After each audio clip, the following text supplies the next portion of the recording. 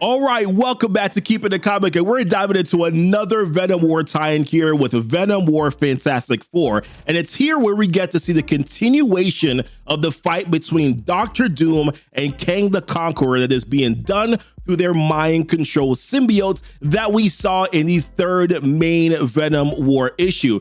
Now, this one leads to a very interesting battle of wits that leads to some really good storytelling, in my opinion, which really also highlights Reed Richards from the Fantastic Four in this one as well.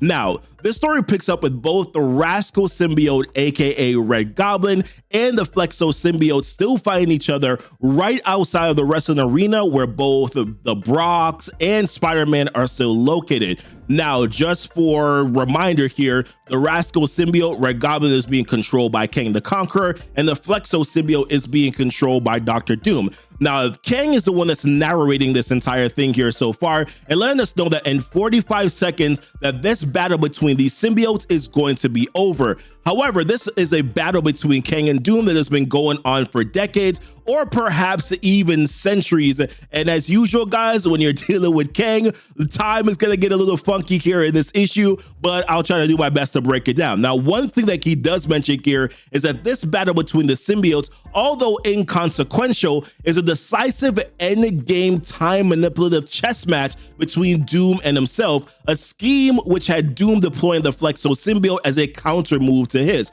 Now, back at Castle Doom here in Latveria, we see where Doom is holding one of his weekly pitch meetings with his scheme bots, aka his Doom bots. Now, Doom is trying to find a way to stop the Rascal Symbiote from destroying the Flexo Symbiote in current time. Now, forewarning, I am about to get into some very complicated talk here from this comic, but I will try to do my very best here to break down each individual dialogue. Now, one of the things that one of the Doom bots says is that one of the radical neuro-swapping techniques that Doom himself appropriated from the learned, if ungainly, ovoids. And then he mentions that Flexo's current hypnotic imprinting could be expanded, repurposed, and weaponized. The ovoid's mental martial arts might serve well indeed to foil that preening chrono dandy, and how the ovoid's art of cognitive commutation could easily be weaponized in such a fashion, my master, as he says.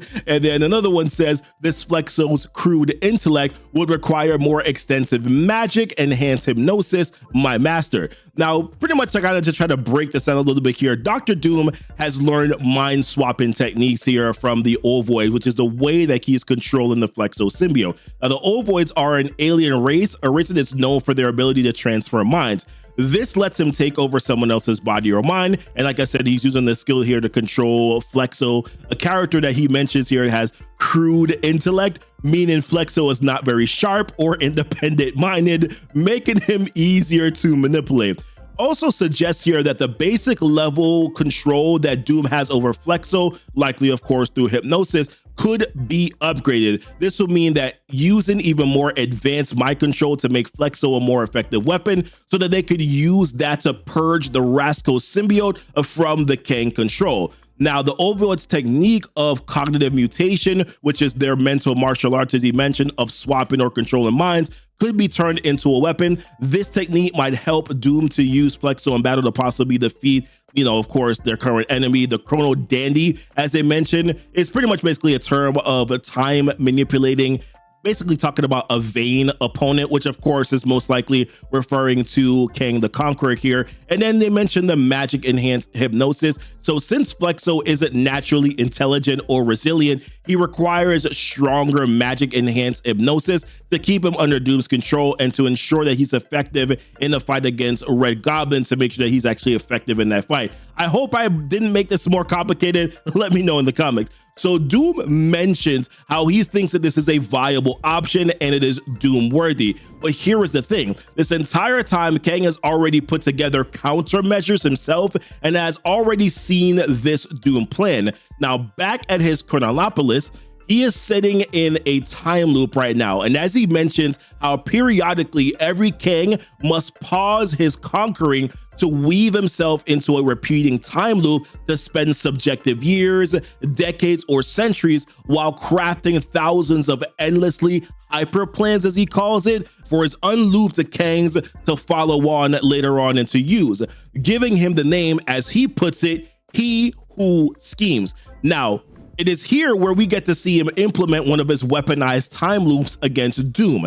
Now, that plan includes the Fantastic Four.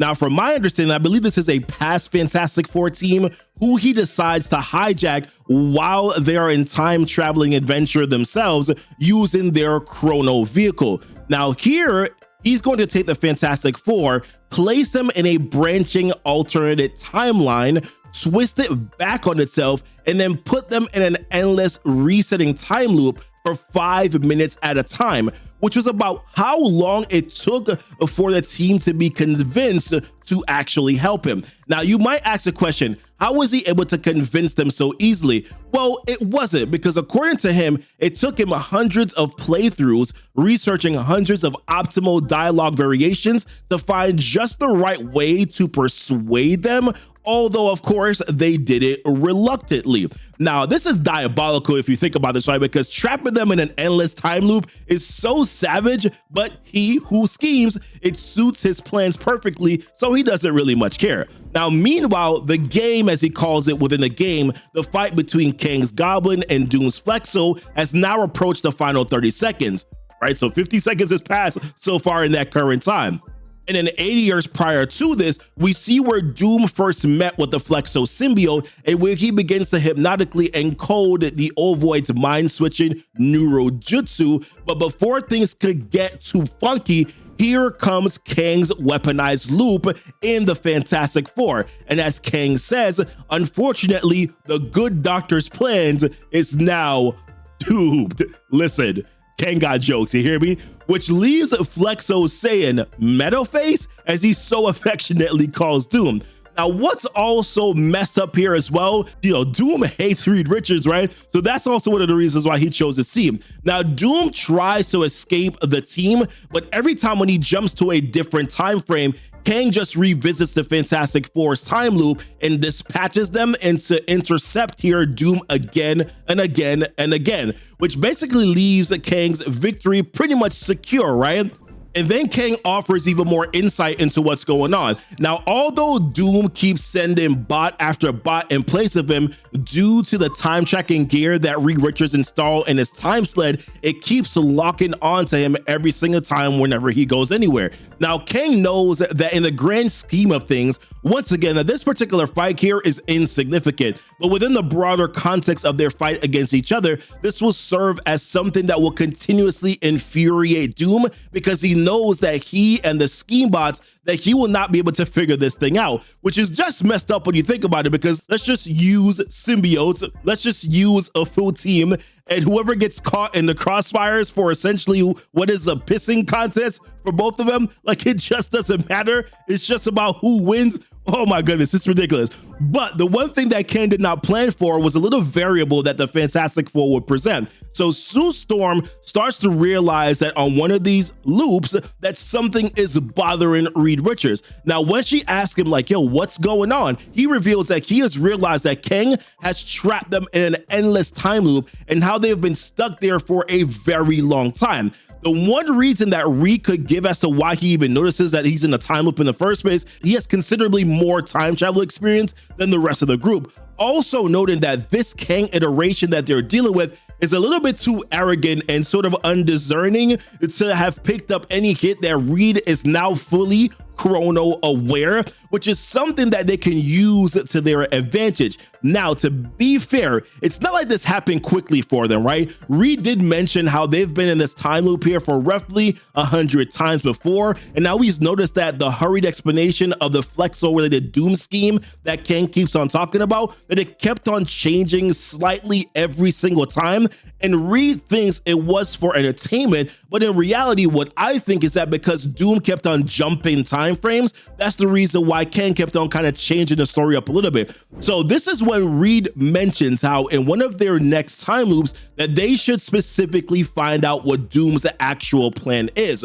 So on their next loop, they specifically go to the Castle Doom where Doom's scheme bots are. And at this part, this was kind of really interesting to me because Reed elastically switches up his vocal cords so that he could sound like Doom, which I think is dope, right? Now, when he does, he uses that voice command to return him back to basic protocol and then tells him that he is Doom in Richard's form. Listen, I guess if you stick a super genius here and a time loop enough, I guess that the homeboy will start to figure some things out, right? Although one would probably say that the super genius should not have gotten trapped in the first place, but I'm gonna just leave that one alone. So Reed gets the boss to tell him about the chrono scheme that they had talked about earlier, right? AKA the time scheme for the Flexo Symbiote. Now, what the purpose of that scheme was, what the techniques that they were gonna be using, who Normie Osborn is, and he mentions how Normie Osborn from year 2024, which is another sign that this team is from the past,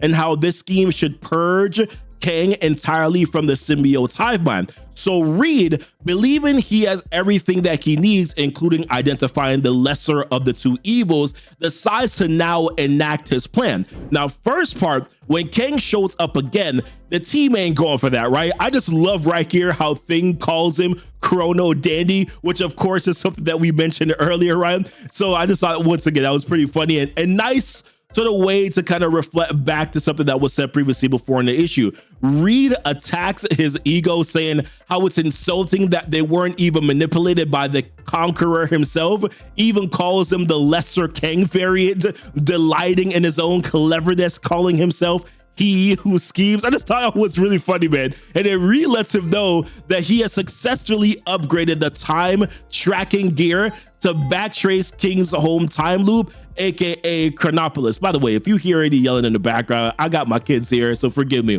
Now, when they land, right, they knock over his chair, which is kind of disrespectful, right?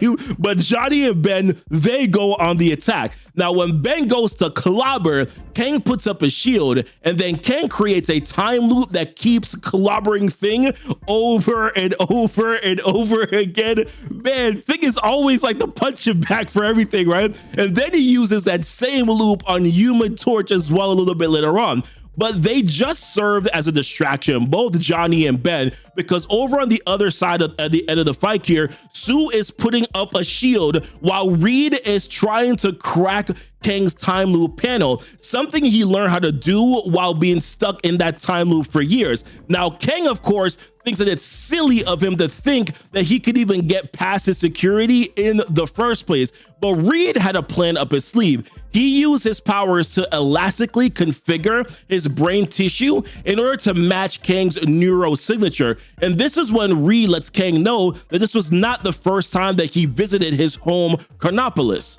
How he's visited on several thousand occasions to be able to develop this attack, how he's been able to sled in and out of the chrono prison that he's put them in, which was only slightly harder than manipulating Doom's scheme box. And speaking of which, here comes the scheme box right now, which now leaves Kang and Doom's scheme box confronting each other over and over and over again, because Reed puts them in a repeating 5-second time loop, you know, for revenge purposes, right? Now, the one flaw, if you will, for this plan is that this will ultimately leave Doom free to interact with and hypnotically imprint back in 1942 the Flexo Symbiote, a counter move that will bear fruit 8 decades later, which when the Flexo Symbiote finds himself only seconds away from being defeated by Red Goblin, the Flexo Symbiote will then be able to use the Ovoid's repurposed mental martial arts,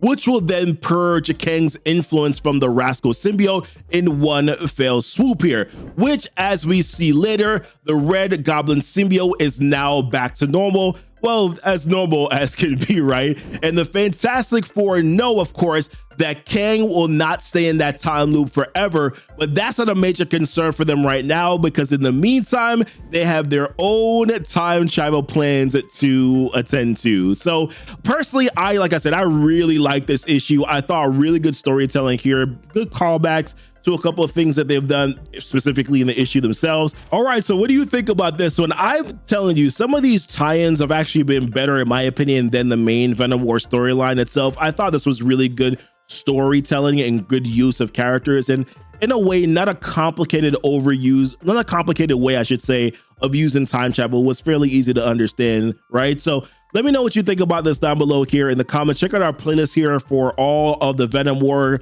content that we've covered here on this channel so far. Like and subscribe to the channel if you haven't done so already. Hit the notification bell. And as always, thank you so much for kicking it with Keepin the Comic. Bye.